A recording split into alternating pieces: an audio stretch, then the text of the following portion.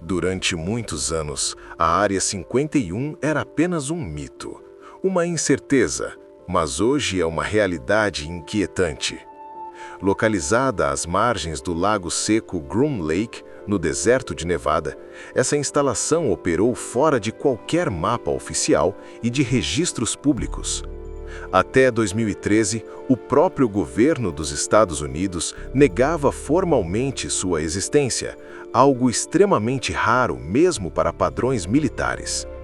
Funcionários e contratados que passaram por ali foram obrigados a assinar acordos de confidencialidade vitalícios, com cláusulas que envolvem desde multas milionárias até prisão, criando uma cultura de silêncio absoluto.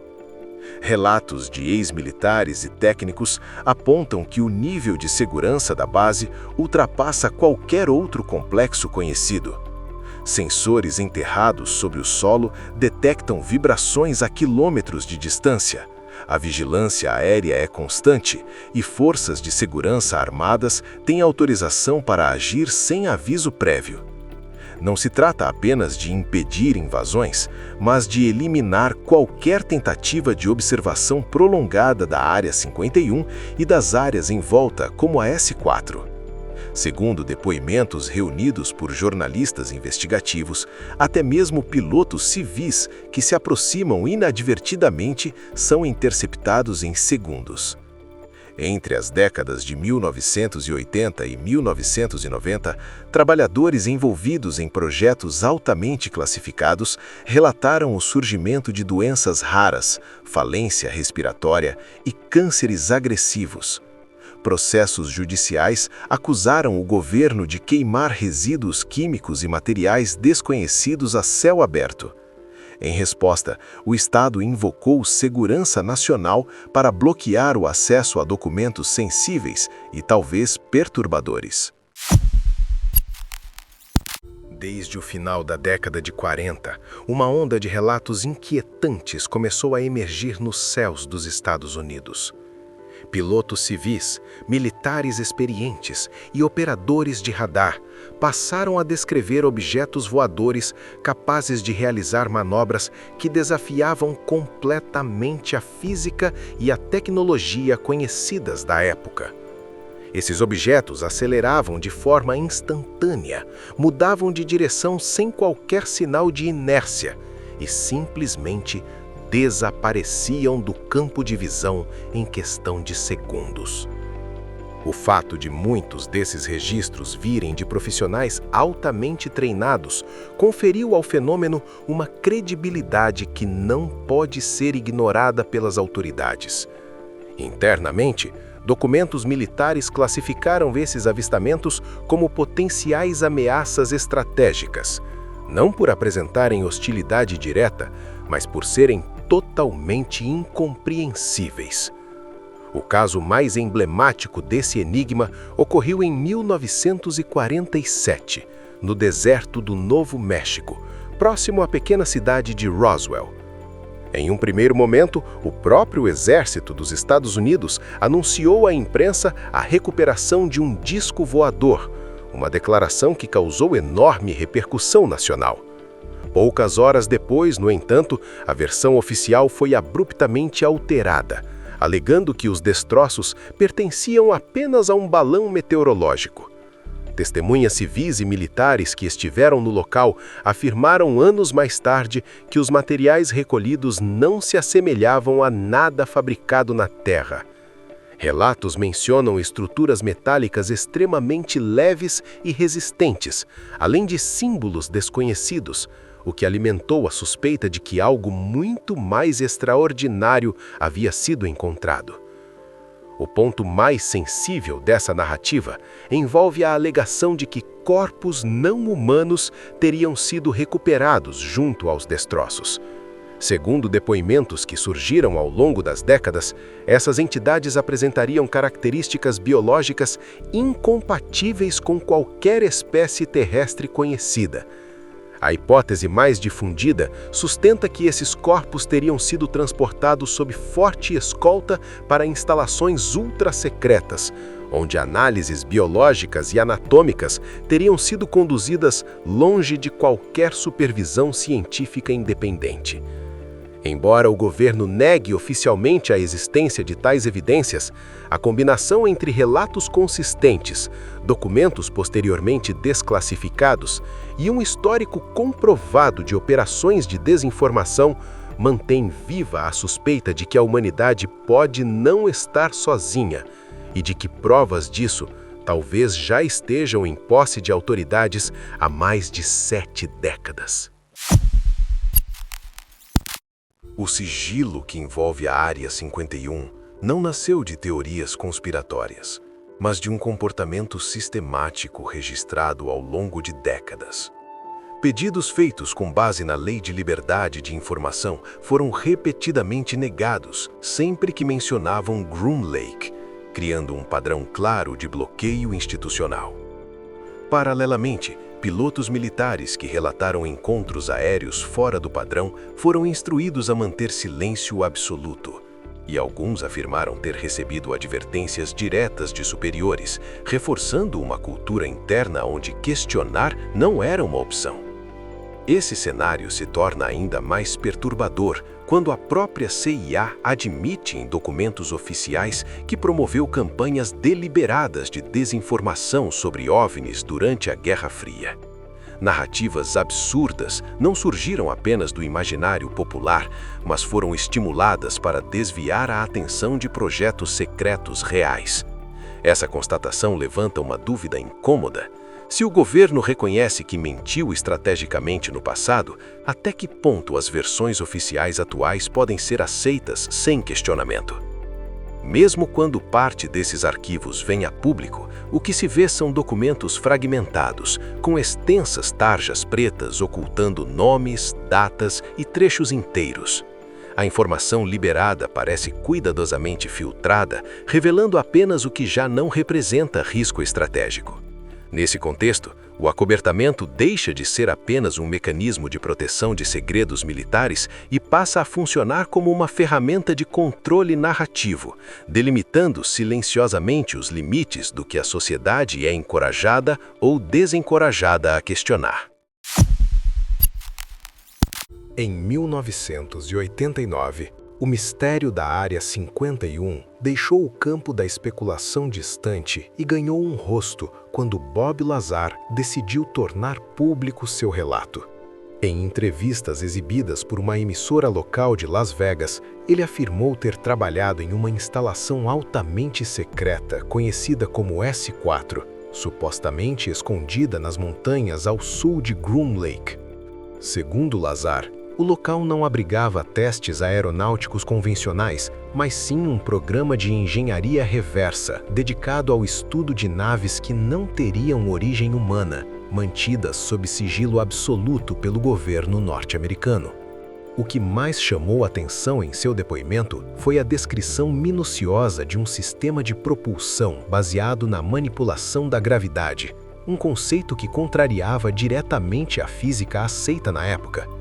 Lazar afirmou que essas naves utilizavam um reator alimentado por um elemento químico até então inexistente na tabela periódica, o chamado elemento 115. De acordo com seu relato, esse material permitiria a criação de campos gravitacionais artificiais, possibilitando manobras impossíveis para qualquer tecnologia conhecida. Décadas depois, o elemento 115, hoje denominado moscóvio, foi sintetizado em laboratório, fato que muitos consideram uma coincidência inquietante, embora a ciência destaque sua extrema instabilidade. Ainda mais intrigante do que suas afirmações técnicas foi o que aconteceu após Lazar vir a público. Registros acadêmicos ligados ao seu nome desapareceram, e seu histórico profissional passou a ser oficialmente negado. Apesar disso, investigações independentes revelaram sua presença em listas telefônicas internas de laboratórios associados ao governo, além de demonstrarem que ele possuía um conhecimento técnico altamente específico, difícil de ser simplesmente fabricado. Até hoje, Bob Lazar permanece como uma figura divisiva. Para alguns, um farsante convincente. Para outros, alguém que revelou cedo demais informações que jamais deveriam alcançar o público. Um detalhe, porém, chama a atenção até mesmo entre os críticos. Ao longo de mais de 3 décadas, sua narrativa nunca mudou, mantendo uma coerência rara em histórias desse tipo. Nos próximos vídeos do canal, pretendemos aprofundar ainda mais o caso Bob Lazar e os pontos que permanecem sem resposta. Se você acredita que essa história merece um vídeo exclusivo, deixe seu like e seu comentário. Nos últimos anos, o tema dos OVNIs deixou de ocupar apenas fóruns alternativos e passou a emergir no núcleo das instituições oficiais dos Estados Unidos. Esse deslocamento ganhou força quando David Grush, ex-oficial de inteligência da Força Aérea e colaborador de agências vinculadas ao Departamento de Defesa, prestou depoimento formal sob juramento ao Congresso norte-americano. Grush afirmou que o país mantém programas secretos voltados à recuperação de naves de origem não humana, operando à margem da supervisão adequada do próprio Congresso.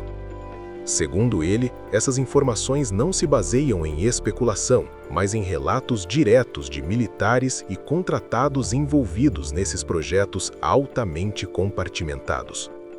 O impacto de suas declarações aumenta ao perceber que Grush não é uma voz isolada.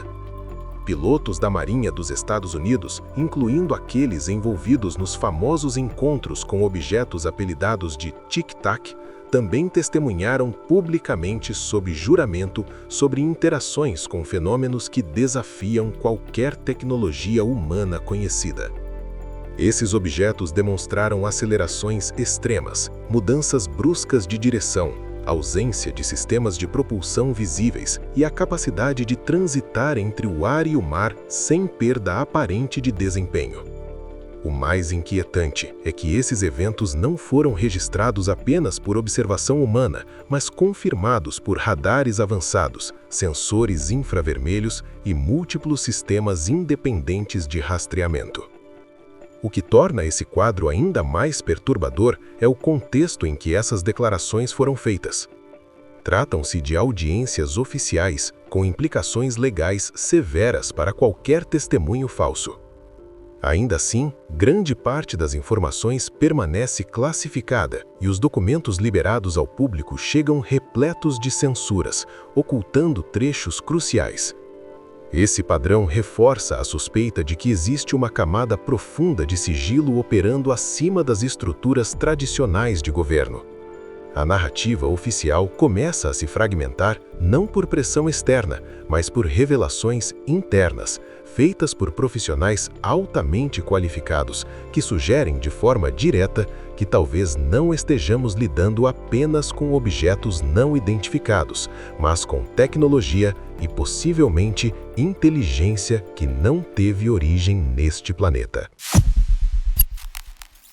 A Área 51 é apenas um ponto visível dentro de um complexo militar muito maior conhecido como Nevada Test and Training Range, uma das regiões mais restritas e menos compreendidas dos Estados Unidos. Esse território abriga pistas auxiliares, instalações subterrâneas e estruturas que sequer possuem designação oficial em mapas públicos.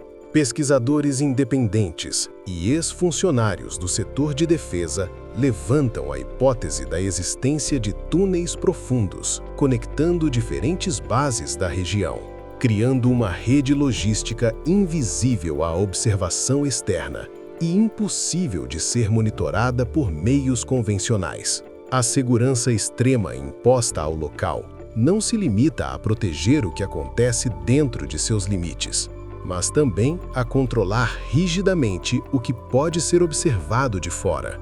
Drones civis, satélites comerciais e até curiosos que se aproximam da região são tratados como potenciais ameaças estratégicas. Os chamados Camel Dudes, agentes de segurança sem identificação oficial, surgem como o último aviso silencioso de que aquele território marca o fim absoluto do espaço acessível ao público, onde qualquer tentativa de aproximação é rapidamente neutralizada. Com o passar do tempo, a Área 51 deixou de ser apenas mais uma instalação militar e se consolidou como o símbolo máximo do sigilo governamental. Ela passou a representar a linha invisível que separa o conhecimento permitido daquilo que permanece intencionalmente oculto.